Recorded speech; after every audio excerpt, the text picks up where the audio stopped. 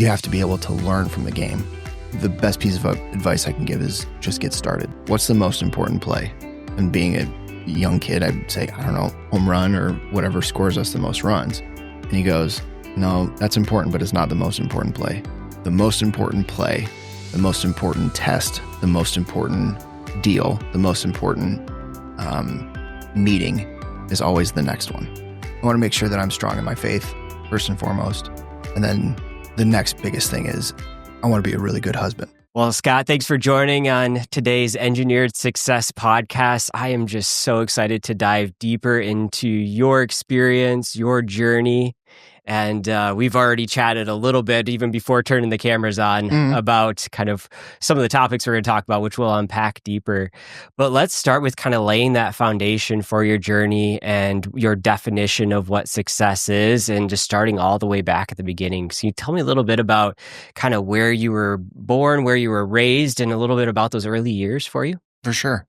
And I really want to say how much I appreciate you having me on the podcast. And it's always humbling when someone reaches out to you and say, hey, we care enough about your opinion to bring you on and we want to hear your story. And I think there's so many times where people's story just isn't heard. And it's, so I appreciate you bringing me on. Looking at the questions ahead of time and thinking back to it, my childhood, I grew up in Farmington Hills, over on the east side of the state. And both of my parents were attorneys. My mom has worked her way up through the ranks and become a very successful and accomplished attorney, an award-winning attorney, trial attorney. My dad has, as long as I've known, has always owned his own law firm. And I think that was probably one of the first cognizant exposures to what an entrepreneur and a business owner look like. And thinking back to it, it was always, we would go on family trips, but it wasn't uncommon for dad to have to take a call or to write an email or dictate something that he could send to his secretary or whatever the case may be. And I know a lot of people, when they want to go on vacations, they want to completely unplug. And I've wanted to do that. And I think that's great, but it was always kind of cool to me. For example, we would always go skiing out west. And one of the ones that I remember is we were on a chairlift out in Oregon, and my dad and I were talking about, the trip and how great the run was that we were just on. And then he takes this phone call and he was able to do business from a chairlift 2,000 miles away from his office, hung it up, and then he went right back into the trip. And to me, it was cool to be able to see that dissection, but also kind of the clairvoyance of being able to separate the two, but then also flip that switch so quickly. And my dad has been my family in general has been a huge part of my entrepreneurial journey, and in different ways and in different times. My dad, as I look back on it, I think was always kind of grooming me. For example, we would go to, so he's been a volunteer football coach at Midland High School for 40 plus years, might have been even closer to 50. And every Friday he would pull me out of school early and we'd go up to those high school football games. And from that standpoint, Midland was always, if you lined up all the players that Midland had and all the players at another school, you would always pick the other team to win. They're always bigger. They're always stronger. They're always faster. But Midland almost always won. And the learning objective that I got out of that was, you aren't always going to be the biggest, the strongest, the fastest, the smartest, the best. But the guys that work hard and work together typically always win. And so that was really important later on in life. But during those drives to the Midland football games or the Michigan State football games on Saturday, Dad would always see stuff, or he would bring up topics, and he'd be like, back in middle school, we had a string of bomb threats in a group of about 6 to 8 weeks.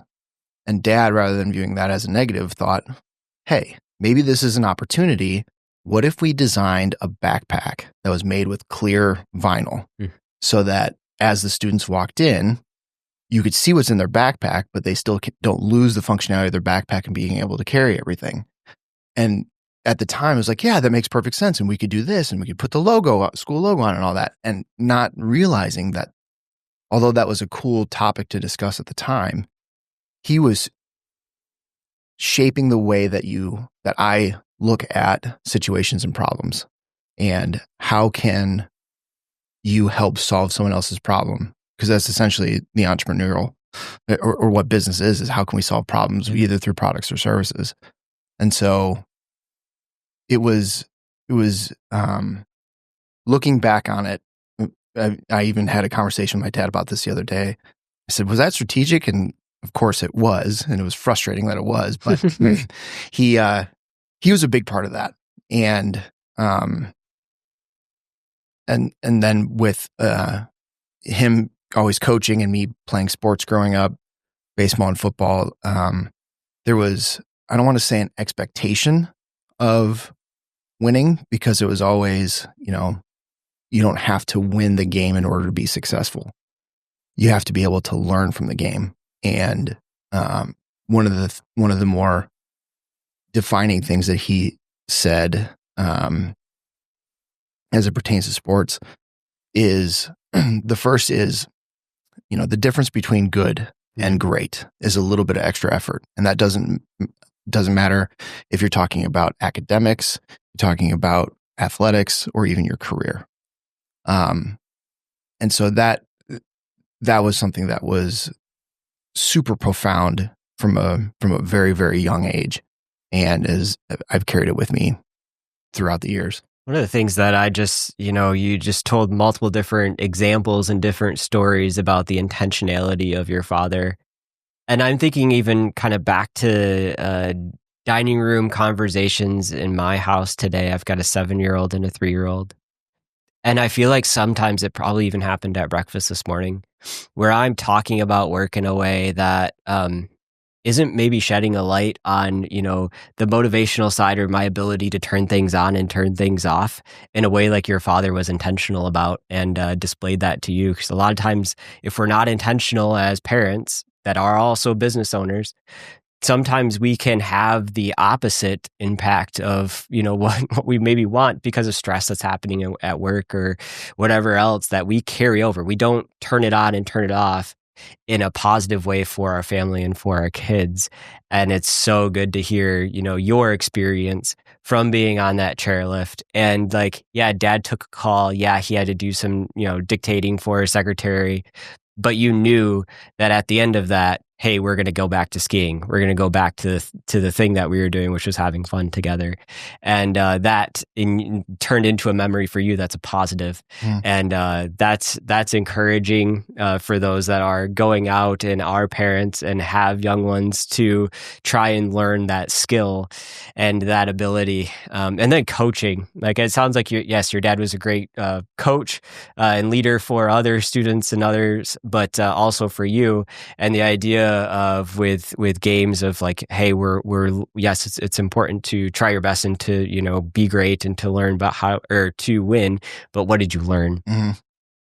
Just some great examples that obviously springboarded you then from those childhood experiences to this next phase of life. And let's get into high school time frame. Kind of what were you like? Did you have some entrepreneurial tendencies like your father at that time in life, or had those not quite clicked in yet? Or it's a good question.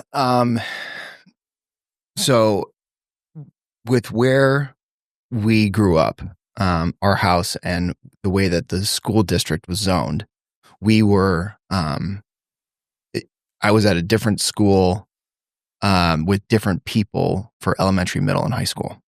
And it worked out so that a lot of the kids that I went to elementary school with, I ended up going to high school with, but I had lost the middle school years where a lot of those friendships were formed. And because of that, and also I was just kind of a weird kid, didn't have a ton of friends. I had the friends that I had were good friends. In fact, one of my best friends from elementary school, we we became very close. He was my partner when we owned a landscaping business in college, because the economy was such that we couldn't find summer jobs. And so we decided to start our own landscaping business. And then he ultimately married my sister. And so now he's my brother-in-law, which at the time was a little bit of a shock, but now it's a good thing. And he loves her, and that's all I could ever ask for my sister. But in high school, I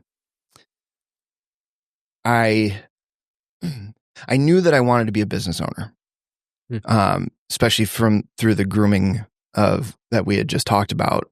But at the time, I wanted to be a business owner for the wrong reasons. At the time, I wanted to be a business owner because I didn't want people telling me what to do. I didn't want to be the low man on the totem pole, so to speak. I wanted to be the top dog that pointed the fingers and gave all the directions, and would continue to think about, different ways of solving those problems. And one of the, probably my first real taste of entrepreneurialism, in high school, our school colors were brown and gold, which are unfortunate colors, really, really tough colors. And growing up playing travel baseball, my dad always had the mentality of, we may not be the best team out there, but we're going to look the best, and we're going to seem like we should come in and just absolutely destroy people. And so that kind of like always looking good, always looking professional. He said, well, why don't you design a hat that you would actually want to wear that's got your school colors on it? And so at the time, the flat brim 5950 hats were huge, and he kind of pointed me in that direction. I ended up contacting 5950, and they had a custom shop, and I think the minimum order quantity was like 24. And so I bought them, and I had one for myself, and I wore it. And by the end of the first 2 or 3 weeks, I had all 24 sold. And it was like, well, that was easy, for the most part. And so that was really kind of the first taste of it. And at that point, I was also, my freshman and sophomore year, I didn't have very many friends, and I was somewhat of a social outcast, which was fine. And it actually taught me a lot of good life lessons for later in life. But my junior and senior year is when I started getting some, I don't want to say social recognition, but I was getting on people's radars. I was one of the few juniors that was starting on the football team, starting on the baseball team, ended up becoming captain of both my senior year. And so you have a sports captain at a high school on the varsity team who then also starts wearing his hat that no one else was wearing. It also helps to kind of draw attention. But it was important to go to that high school. My sister went to a private school, and I always joke with my family that she's obviously the favorite child because I went to public and she went to private. But that school, that high school, North Farmington, taught me a lot. We were horrible at sports, but I think that's kind of what helped develop not only my personal resilience and being okay with being alone at times. Because there's a good quote, it's lonely at the top. But it also taught the resilience of there are going to be times and seasons in life where you just get beat down and there doesn't look like there's an end in sight, and you have to keep moving forward. And that was really, really important and profound in high school. So now in high school, you're obviously doing sports. You're learning a little bit about the entrepreneurial journey. Hey, this is what material cost is. This is how much I can charge. Here's what my profits are. Okay, how much time did I have to take me? Kind of thing. You're like, okay, this is interesting. I can make some money doing this. You mentioned that maybe some of those early drivers at the time weren't really money. You were driven because you didn't want someone else telling you what to do, kind of in the workforce. Now, during this time in high school, were you doing any other types of employment, or was this what you were doing this and high school at that period in time, or were you doing any summer jobs or anything? Good question. I would occasionally pick up, odd jobs from family and friends and neighbors. We need this pile of rocks moved 30 feet over. Okay, cool. That's something I can do. But one of the things that I'm actually very grateful for to my parents was, and this is something I've actually talked to my wife about our future kids that I'd like to be able to do. My parents' rule was, as long as you are working hard at school, as long as you are dedicating yourself to an extracurricular, didn't have to be sports. They wanted it to be sports, but it didn't have to be. And they were very clear about that. Thankfully, I couldn't play an instrument to save my life. But as long as you were working hard in school, working hard in something other than school, and you were involving yourself with the right people and the right group of friends, we will take care of you and make sure that, you're not going to be able to go out and buy a bunch of lavish stuff. But if you want, something that you wouldn't normally buy, or like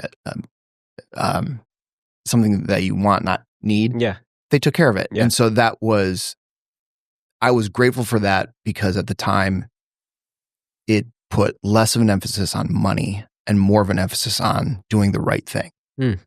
And so, and that kind of follows into the idea of money isn't the goal. Doing the right thing is the goal, and money is just the result of it. So, that had more of an effect than I thought it would, but I'm glad that it worked out that way. Yeah. And sometimes it's even like, at the time, you don't realize or appreciate it as much. I know there's times in my life when just even thinking back to, growing up, childhood, different things, similar type of scenario, and a lot of what you've described in some scenarios. And at the time, it's like, yeah, whatever, Dad. Yeah, whatever. Right. But then as you think back to it, you're like, oh, there was something that they learned through their childhood or growing up that was either positive or negative, but they took the time to reflect and realize, hey, the intentionality that I have with Scott, the intentionality I have with Steven right now is going to be important. And so that's awesome to hear. And as you finishing up high school, getting into college years, kind of where does your journey take you? So, finishing up high school, I was, I knew that I wanted to play in college. That was a goal. And looking back on it, I don't think I really knew why. I think it was just, that was the hallmark of what good athletes did. And ultimately, I think I never wanted to be recognized as good. I more so wanted to be respected. And it just so happened that the good ones were respected. Keeping in mind, being a good athlete at a school that's absolutely horrible athletics means almost nothing. But that was a goal of mine, and it was something where it's like, okay, that means that I have to get in the weight room 4 days a week. That means I have to go to the batting cage whenever I can for baseball, or to practice pitching, or whatever the case may be. And so, having this decision to make between baseball and football, and my hand was somewhat forced just because of an injury where baseball was going to be far less of an option. Decided to play football at a small D3 school in Central Illinois called Illinois Wesleyan. And I wish I would have done more entrepreneurial things in college. In college, I focused a lot on the social side, and wanted to develop a friend group, and probably went out and told my parents I was going to the library, but the library was the name of the local bar. So I focused a little too much on that. There was still the entrepreneurial side, and still trying to think through some of those things, but I never really did anything with it. With the exception of when I was in college, in the summer months, my buddy and I having that landscaping business. And that was really interesting. Just from the standpoint of, it was nice that we were able to set our own schedule. If we wanted to, take 3 or 4 days for a long weekend in the summer so we could enjoy our summer, we could. But it was also great that, we effectively could set our own wage, and we knew how much we wanted to roughly make, so that we had money for the next year. But it was also a lot of really hard work, and I tip my hat off to the blue collar workers and the people that have to go out and do manual labor all the time.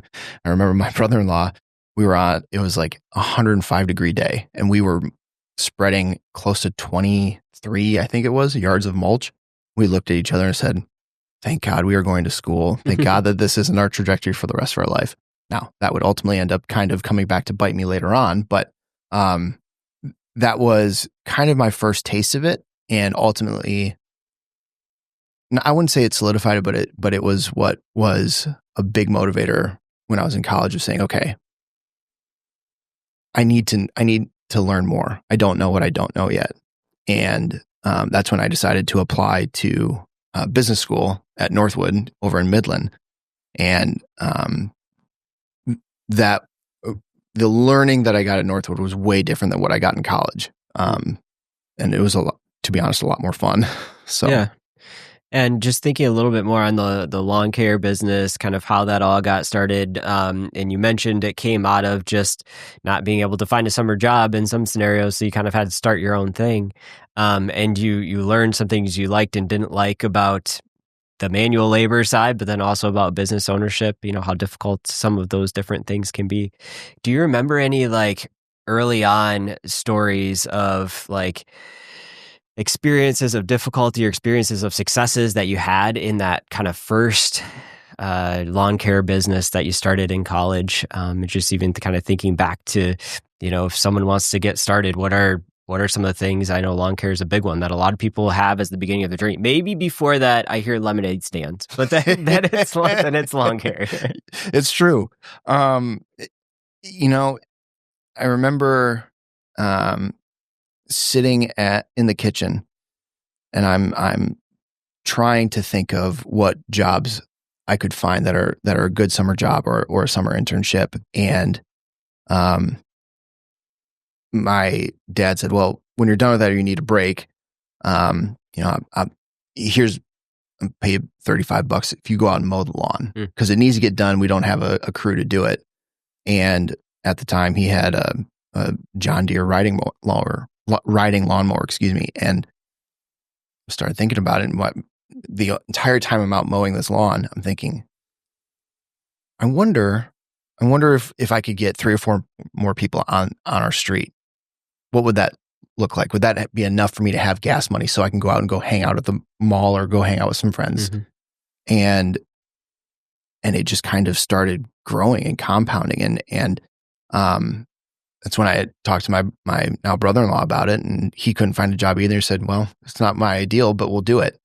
And that job was crucial because it taught how do you have to train your mind and way of thinking as a business owner, and to be able to put on multiple hats. And sometimes you have to wear multiple hats at the same time. From a resiliency standpoint, there was probably one of our biggest screw ups, if you will, was we were hired by a HOA to prune a bunch of flower beds and kind of make the entrance to their neighborhood beautiful. Mm-hmm. And it was a huge honor because that came through a bunch of referrals, and those referrals were just from us treating the customer well and doing right by them and having, good service with a smile, so to speak. And admittedly, there were some projects or some jobs that we had to do, and we had no idea what we were doing. And we had to fall back on either, talking to other people that may have done a lot of that at their home, or somebody who actually works in the industry, or the useful YouTube you, if you will. And at that time, I was more focused on speed. I just wanted to get stuff done as quick as possible. I just wanted to get on to the next job as quick as possible without trying to sacrifice quality.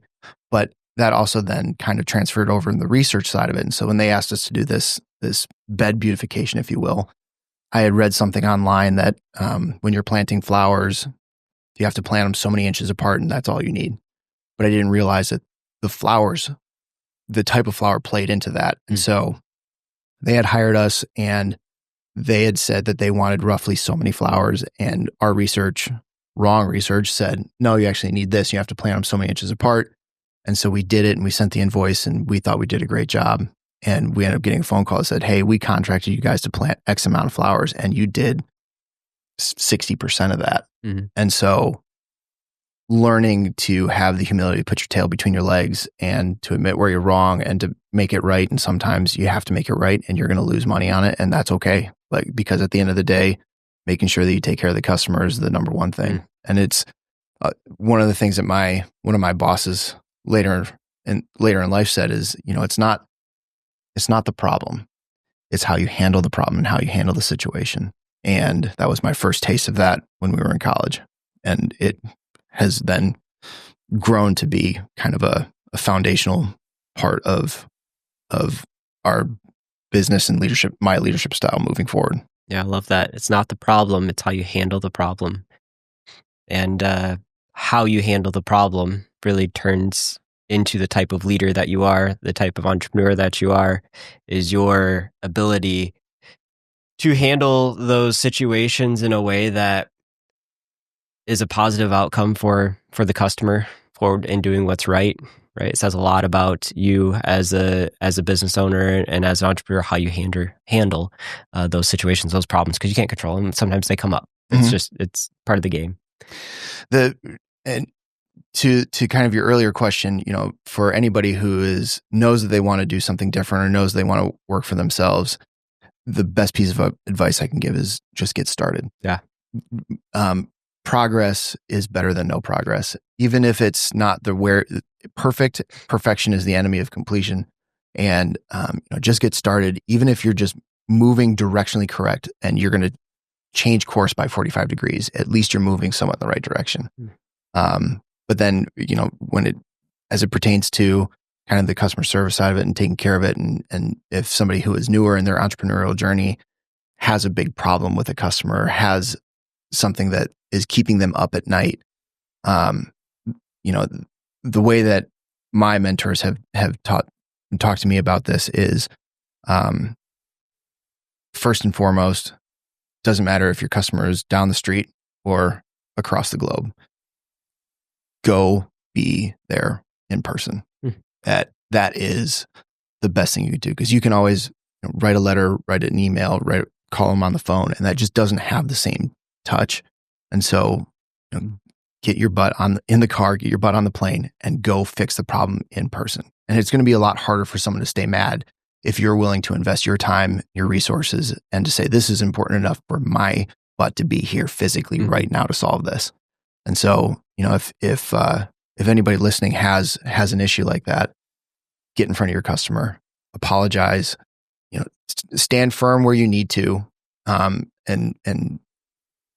be able to justify at least the line of thinking, but also be willing to say, hey, look, I'm willing to fix this, or these are the parameters in which I can fix this, and do what you can to make it right, and do your best to try and keep the emotion out of it. I love it. And you're describing a lot of things that come across like you've potentially experienced that situation, not just that one time, in the lawn care business. So let's continue along, kind of your path. You're in business school. You're in a little bit different of an environment, learning a different side of business than what you learned in college. What trajectory did that set you on, and kind of what was the next phase for you there? So, all throughout,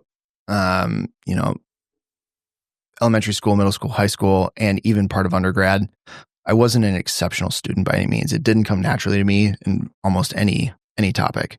But business school, and especially this program, had an entrepreneurial focus. And so it was the first time that school clicked for me. I got excited every day to go to class. I was completely immersed in the information, and not only did I want to learn it to be able to regurgitate it, but it was more so I want to understand it, and I want to be able to ultimately teach the people that what I'm learning here, because this is all really good stuff. And not to mention, I met some of my best and closest friends in grad school. These guys and it's cool because they're all entrepreneurs themselves in one form or fashion, and we're all very like-minded. And I think that really helped. But it was in business school where it's like, okay, I know I want to be a business owner at some point. I know I want to be a business leader. There's a lot more that I need to learn and know. And grad school helped not only teach the vocabulary and the concepts and the mechanics of it, but it also is like, you got to roll up your sleeves, get your hands dirty, learn a bunch of this stuff. And I knew that I needed to get out and get in the workforce and learn in the workforce, both good, bad, and indifferent, for at least a couple of years before I was probably ready to actually make that dive. Looking back on it, I wish I would have started earlier. But that being said, without sounding overly cliche, everything happens for a reason. I'm so glad that my zigzagged corkscrew path went the way that it did. So, what was your first kind of career after grad school? So after grad school, I got introduced through my grandparents' church in Dayton, Ohio, to what's called a low voltage integrator. And so they essentially install and maintain security systems, camera systems, fire alarm, nurse call, that kind of thing.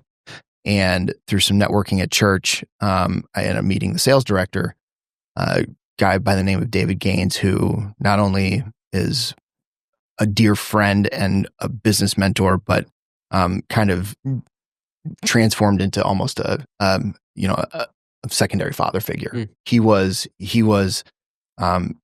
influential in ways I never truly understood or appreciated back then. And so he brought me on as basically the salesman for the nurse call systems.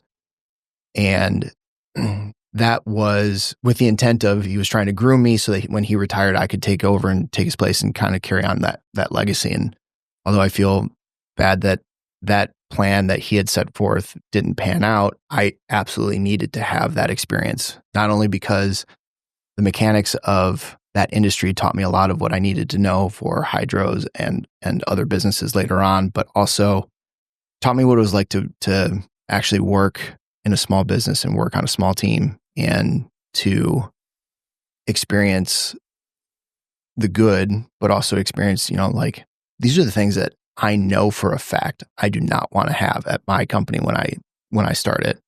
And that was really important, because a lot of times you always hear about all the good, but it was never, what are the things you don't like, or what are the things that you don't want to see in another organization. And not saying that it was bad and not talking poorly about that company, but it was crucial that I had those experiences, and that learning set me on another learning path where I had to really learn how to use Excel, which was a tool that I used exponentially later in life and later in career.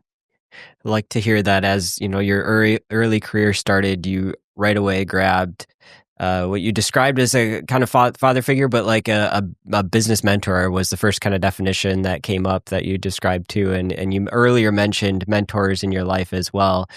And it's interesting that you've picked a couple of these people out already, as you're getting into these first, couple careers. I know that in my life, maybe there's some, as I think back, that, accidental mentors, but then there's certain phase of life where it's like, I need to intentionally seek out specific mentors, coaches in certain areas of life that I just haven't been able to connect with yet.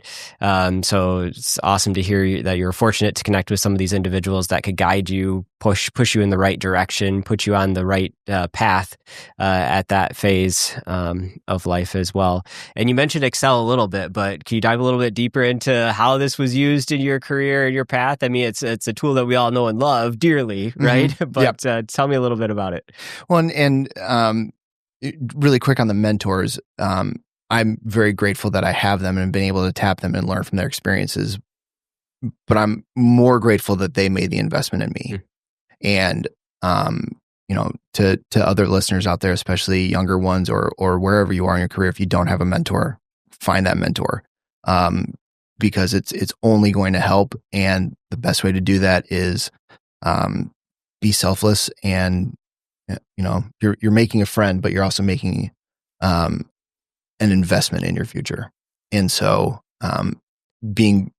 for me, always being good at networking and being able to talk to people and ask people questions and thoughtful and multi-layered questions, I think has been one of the things that's helped me be able to talk to people or have mentors that normally a person in my situation or level in business wouldn't normally have access to. And it's just, people like being able to talk about themselves and to share their experience and stories. I think that's an important, I appreciate you bringing that up because that's super important to understand, especially from a scenario of someone that doesn't have mentors in their life today, and they're maybe afraid, to reach out or try and find. They're like, okay, I know I need this level of a person to invest in my life, but I don't want to bother them. I don't want to bug them or things like that. But you mentioned that, they actually a lot of times enjoy that opportunity. I mean, part of that's the reason that we're here today is the opportunity to help someone else in their journey. And that's a lot of people enjoy that and want to help. And they have a genuine interest in encouragement and helping someone go better in their journey. Now, the best thing that from what I've experienced is actually, yes, being curious and asking questions, but then if they follow up, you better have taken action on what they advised you on, right? And it's kind of like, you can ask questions once, they'll be kind and give you advice once. If you go and you take action on that, then that maybe gives you the opportunity to ask a second question because they're like, okay, what'd you do with that advice I gave you last time? Okay, it made this impact. Glad you took execution on it and it helped. Here's another thought. But if you come back and ask another question like, what'd you do with the piece of advice I gave you last time? Oh, I didn't do anything with it. Like, all right, exactly. You're done. Yeah. Right? When it's chances are, if you're asking some of those questions, it's probably in their mind, like thinking of college courses, probably like a 101 level question or a 201 level question. And that's not a bad thing because there's levels to this. But one of my friends likes to say, ask better questions, get better answers. And so, listening to their advice, trying to implement it, or at least being able to document your thought process and how you struggled with it. And then, yes, it's good if they follow up, but I would also offer you follow up with them and say, hey, thank you again for the advice. This is what I did and this is how it helped, or this is what I did and I'm running into this issue. Do you have any thoughts or insights or anything like that? But, I think being able to report back on what they told you.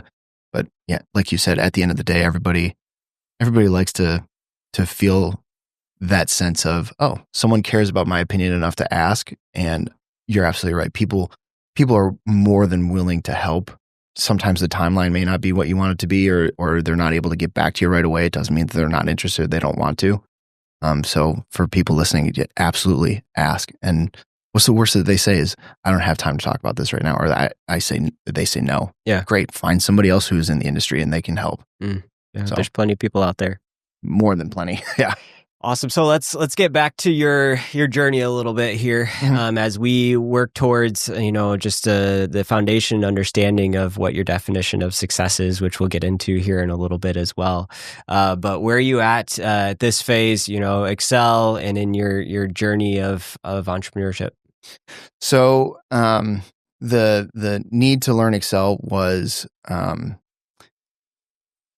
had a feeling that as a salesperson, I was told our commission structure was going to be one thing, but that was never going to be the case. And I brought it up to my boss at the time and said, this doesn't feel right and it doesn't seem like it's adding up. And he goes, yeah, it may not, but I think you're probably just overthinking it. And there was something nagging at me. I said, no, you got to dive into this some more. And rather than sitting there with an old TI-89 calculator drawing all this out, I said, I need to learn how to bring in mass amounts of data, and I need to teach myself something other than just the equals and basic PEMDAS functions. And so, needing to get away from simple arithmetic, started learning, okay, how do I apply advanced logic to this? And that use and knowledge that came with Excel ultimately helped get me my next job. And my next job was with a private equity firm in the classic car parts industry, which coincidentally came from networking. I was flying on a plane and I had a drink voucher. And so I ordered a bourbon. And through my own clumsiness, when I was getting handed the drink spilled onto the guy next to me. And he was kind of perturbed at first, and I was very apologetic and tried to help wipe it down. And he, I think, let kind of that immediate reaction subside. And he said, I'm going to need your phone number. I said, absolutely. If I need to replace your shirt or your pants or whatever the case may be. He goes, no, I need you to explain to either my wife or the cop, if I get pulled over, why I smell like alcohol driving home. And so that just kind of sparked the conversation. And at the end of it, he said, "No, I'm serious. I want your number because I'd like to bring you in for an interview."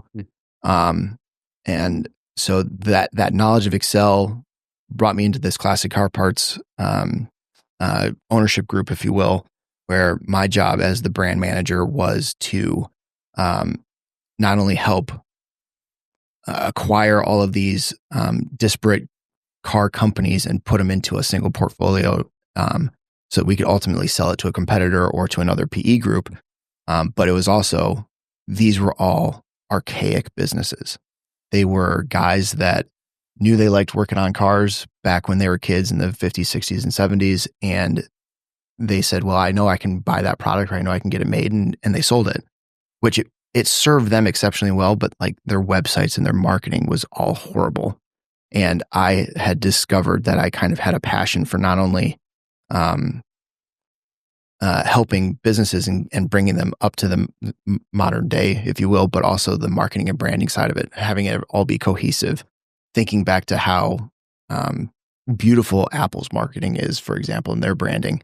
And so trying to apply that to this and learning, we have to take tens of thousands of different SKUs and bring them into a single database to get them ready for an e-commerce website that we were launching for that brand, but also getting them updated in the catalog. And I know I sound somewhat scatterbrained right now, but it was so many moving parts all at once. And we had to move at a credible amount of speed because private equity doesn't care how long it's going to take. They want it done yesterday. Yeah. They don't care the excuse.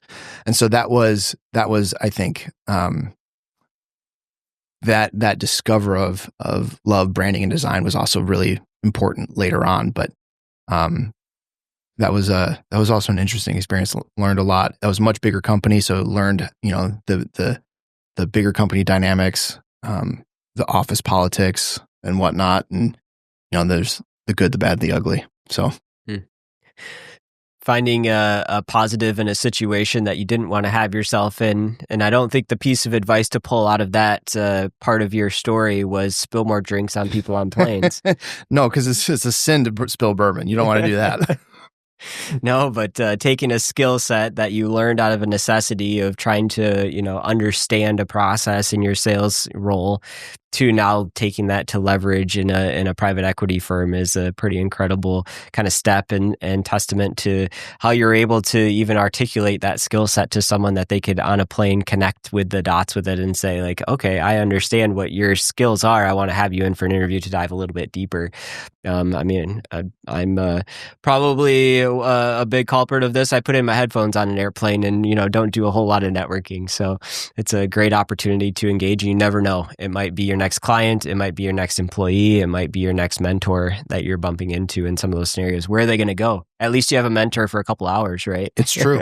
And hopefully you have at least a somewhat stimming conversation. And worst case is you both have that awkward laugh when you're done. You put your headphones in and you pass out the rest of the flight. Yeah, it's like, okay, that was fun. Yeah, we know this is going nowhere. Exactly. Oh, awesome. And so you're supporting this group, and now what's next? I mean, I want to fast forward maybe a little bit into what you're doing today. Can you tell me a little bit about that? Well, it's interesting because that private equity group needed to happen. The reason why it needed to happen was while I was working there, I was contacted by a guy in the water industry, and he was trying to sell his business. And there was some mutual connections, and we had talked before in the past, but never anything business-wise. And so what started off as a consultative project, trying to see what areas of his business needed to get changed or improved or whatever the case may be so he could sell it for more. What started off as a consultative project turned into, he goes, no, I want you to come be a partner. And so I was a minority partner, and he had a exit horizon of about 18 months. And clear set of goals that he wanted, as well as what I had kind of identified needed to happen in order to be able to sell it. And around the 9-month mark, we had turned it around, and it wasn't exactly where we wanted to be, but it was a lot better than what it was, and we were moving and we were grooving. And he had said at a conference, we were out to dinner, and he said, I don't think I want to sell in 18 months. And which was, I'm happy for him, because ultimately if we could turn it around to the point where he doesn't want to sell because he's enjoying it too much, then as a consultant, my job is done. Mhm. But at that point, I'm also a partner and an employee. And that kind of started the snowball of the friction that we had. But at that time, I had fallen in love with the bottleless water cooler industry and the business model and what it could do for people. And I have to give credit where credit is due in that role. Part of one of the things that I did was I underwent sales training, which is actually the first time I had ever gone through formal sales training. Taught us the system and the process, and that was then, and I saw that it was repeatable and scalable. And so for me, it's very easy to then teach. And so if I could get good at this, I could then start teaching other people to do it. And if I could start teaching other people to do it, now I've got a business. I don't have a high risk hobby. I've got a business that I can actually run and then ultimately step away from. And so through a lot of late nights and trying to rack my brain around what do I do next, I have to put together a business plan and I have to start thinking this through. And oh yeah, there's also that money piece because you can't I can't bootstrap this all by myself. Put together a business plan and obviously talk to the family, friends, and fools first. But ultimately was able to get to the point where like, okay, we're gonna do this. I sold back my shares, and on May 1st of 2019, we opened Hydro's doors. Congrats on making that jump in that journey. You said you talked to family and friends, and we haven't talked too much about, your personal life or things like that at this phase of life. But when did you get married?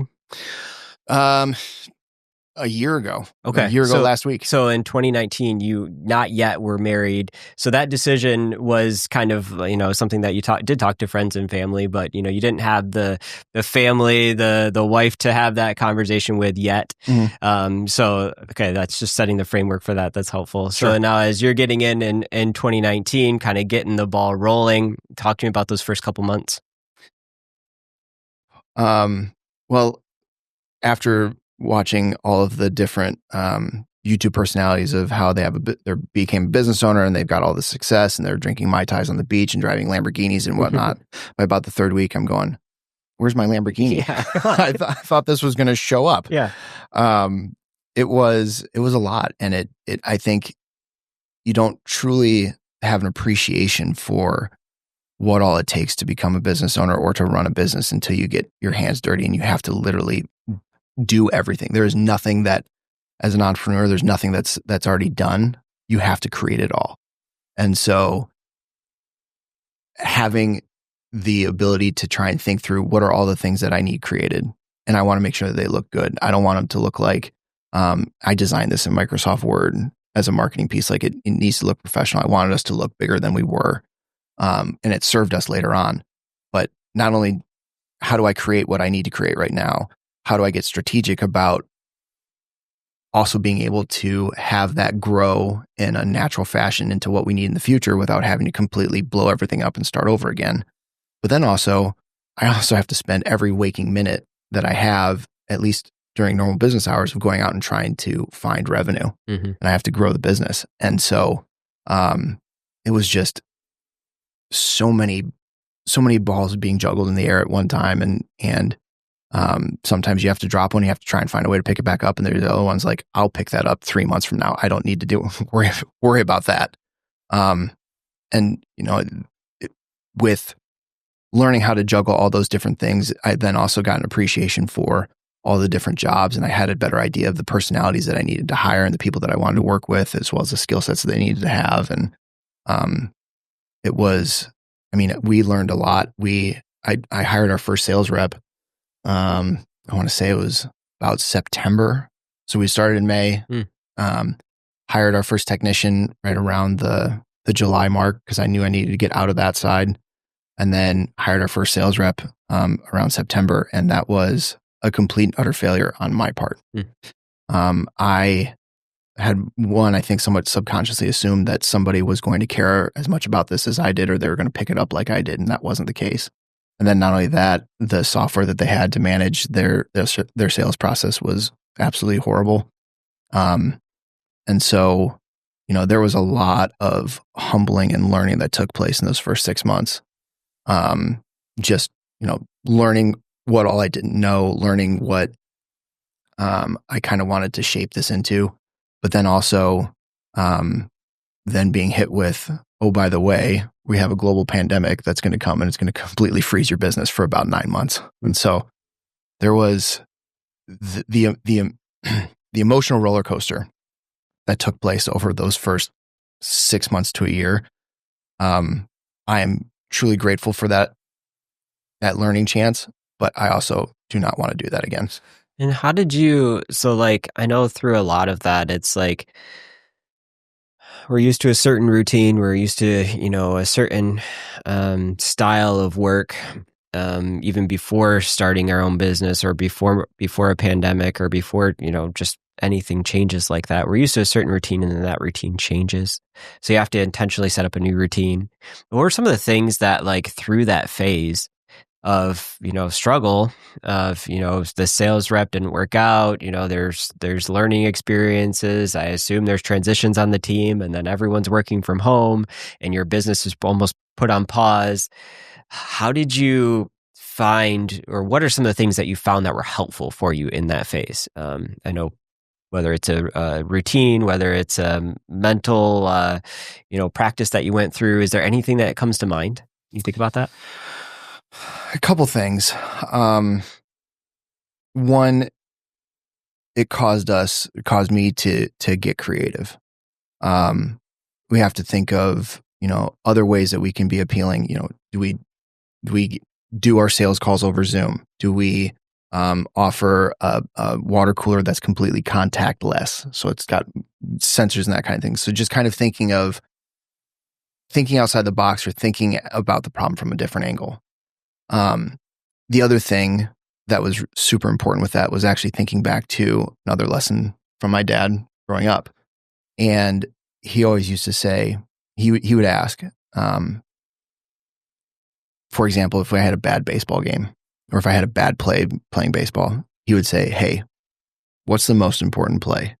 And being a young kid, I'd say, I don't know, home run or whatever scores us the most runs. And he goes, no, that's important, but it's not the most important play.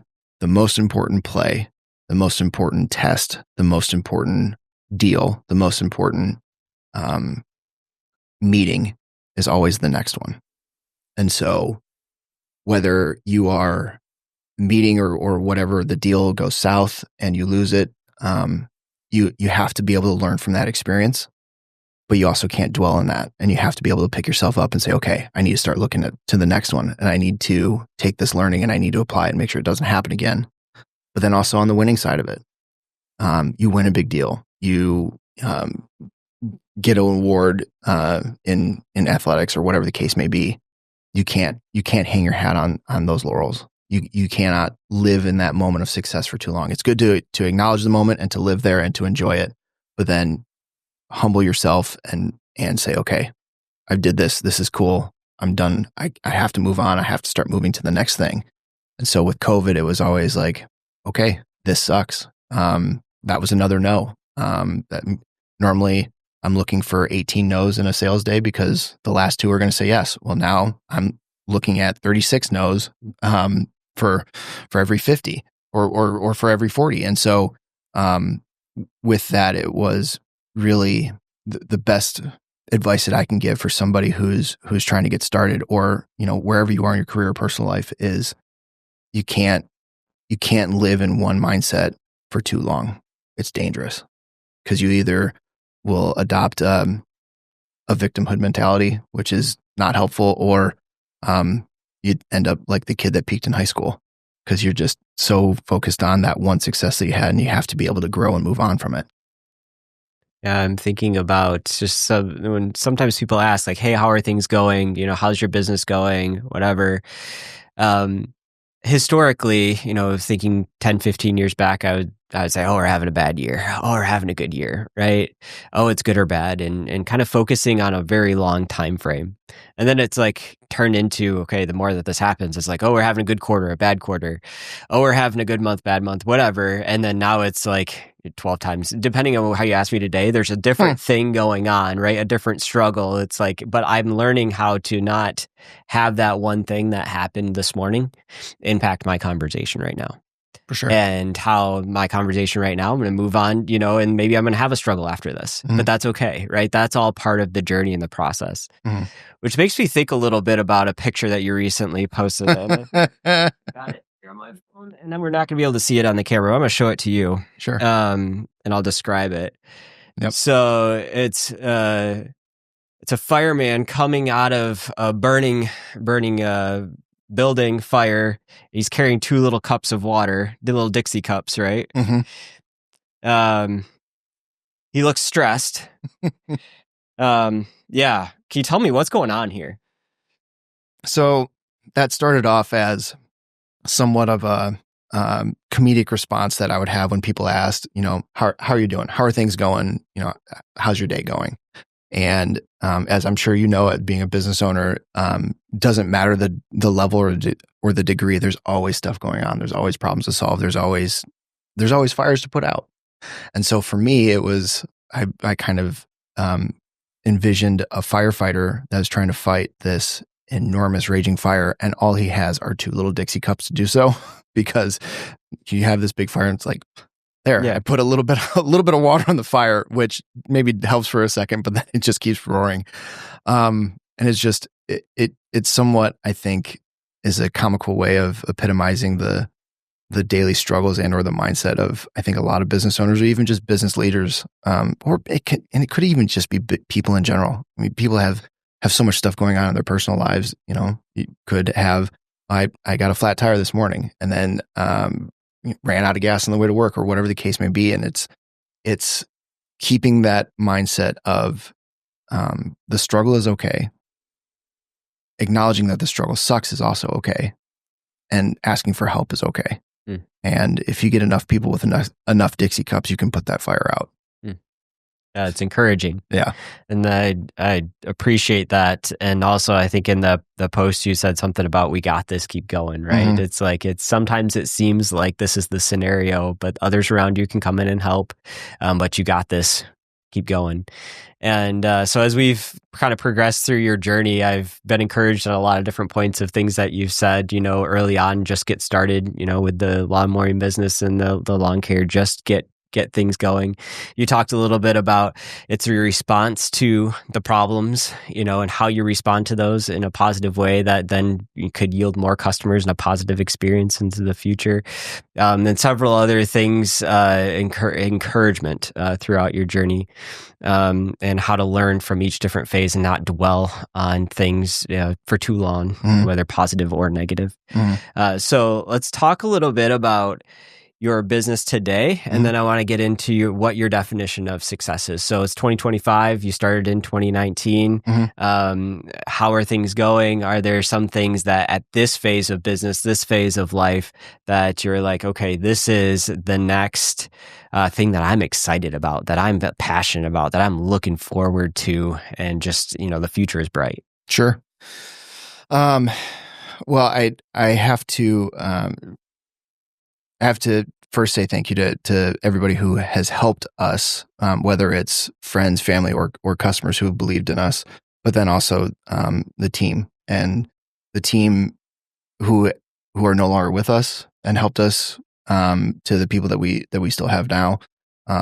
It truly is, referring back to what I talked about initially. I wanted to be a business owner because I wanted to be the one who was at the top of the pyramid, and I have now learned that servant leadership is the way to go. And my job now is not only putting out fires, but also how do I best serve the people on our team? How do I make sure that they have what they need to be successful? And so, in being the boss, I'm also not. I'm here to serve not only our customers, but more importantly, serve our team. And so it's because of the people that we've had and the investments, in not only resources, but also in their time and just believing in what we're trying to do, that we've been able to do some really cool things. Like we we are the exclusive water cooler supplier for a group purchasing organization that is specifically catered towards nursing homes and senior living. And we've developed phenomenal business relationships, but also deep personal friendships with people in that company. A couple of them actually came to my wedding last year, or our wedding. And so that's been one really big thing, because we were not big enough to have that kind of a conversation with that company when we had it with them. But because of our marketing and because of what I had learned about how bigger businesses operate in the past, we were able to have that conversation. And I remember the day that we were told that they wanted to contract with us. It was huge. And then along those lines, we have one of our biggest customers is a health system in Northeast Ohio, and that has been a huge accomplishment, which couldn't have been possible without the people on our team. And so for us, there's been a lot of milestones and a lot of accomplishments that also, those blips of total awesomeness or greatness kind of overshadow all of the days where you feel like you're getting your teeth kicked in. But I am excited about not only where we've come from and kind of starting this from operating out of my basement to we have a lot of projects that we're working on that I think are going to change the industry and how our business operates. But also we're in a great spot to expanding our footprint, not only from a literal standpoint, but from a metaphorical standpoint, and how we can help people from all different types of businesses and industries, and how we're getting to the point where we're having much bigger conversations, and we're having those, as we have progressed, those deals that used to seem like really big deals are now becoming everyday deals. And so that kind of scaling has been, I think, one of the most exciting and motivational things. Is like, okay, you can't always see the light at the end of the tunnel, but I got a fair amount of momentum going through this tunnel, and we'll see the light here soon. So keep that momentum going. And thanks for sharing that, Scott, and about what you're excited about, in the future. And judging by, some of the stories that you've told, the mentors in your life, the experiences that you've had, I'm confident and excited to see your journey continue. And as we conclude kind of our conversation, this podcast, I want to just kind of end with, if you could tell me what your definition of success is. We'll end with that. It's a hard question. And because it's changed over the years. And for the longest time, I thought it was, I wanted to have that big yacht and the private plane, and it's not the material. My definition of success is, I want to make sure that I'm strong in my faith first and foremost. And then the next biggest thing is I want to be a really good husband. I want to be the best husband because I love my wife, and she is, she is so far out of my league. It's not even funny. And so I want to make sure that I'm fighting for her every day. And she has really bought into what I'm trying to do. And this is not natural for her. She didn't come from an entrepreneurial background. Being a business owner was so far off her radar, and it was kind of scary to her. And she has completely bought into this, and I cannot thank her enough. So faith, I want to be a good husband. I want to be a good dad. And then at the end of the day, I will feel as if my life was a success if I can leave people better than how I found them. Ultimately, that's what it boils down to. And that changes with magnitude and scale, especially as resources become more available, and there's plans and ideas for that. But ultimately, I want to leave people better than how I found them. And I would think professionally, I will feel successful if I can help somebody who is maybe too afraid to take this leap into entrepreneurialism. And if I can help them make that leap, or if they've taken that leap and they're not really sure how to go from there, if I can help them get to a place where they didn't think that they could get to on their own. And it's not because of me, it's just maybe being, the right words at the right time, or an idea or strategy that maybe wasn't as obvious. But if I can help somebody get out of the rut of corporate America and be able to live out their dream and become an entrepreneur, that I think is kind of the large 30,000 foot view of what I view to be successful. Yeah, I love it. Thank you so much for sharing your definition of success, as well as your journey into leading to that definition and how it's kind of changed throughout your life and your career. And obviously wish you continued success and continued progress on your journey. And I'm excited about your future as well. So thank you again for coming on the Engineered Success podcast. It's been great having you. Stephen, I appreciate it. Thank you so much for having me.